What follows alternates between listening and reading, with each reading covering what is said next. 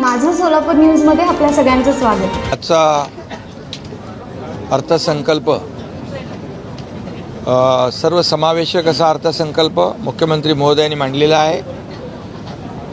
खरं म्हणजे आज अजितदादांची जी काही कमी आम्हाला नक्कीच जाणवली, कारण अजितदादांनी 11 वेळा अर्थसंकल्प मांडला होता आणि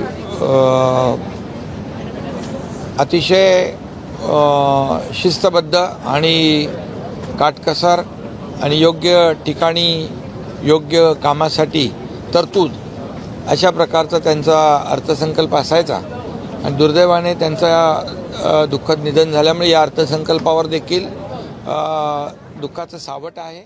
माझं सोलापूर न्यूज या यूट्यूब चॅनलला सबस्क्राईब करा आणि बेल आयकॉन प्रेस करायला विसरू नका।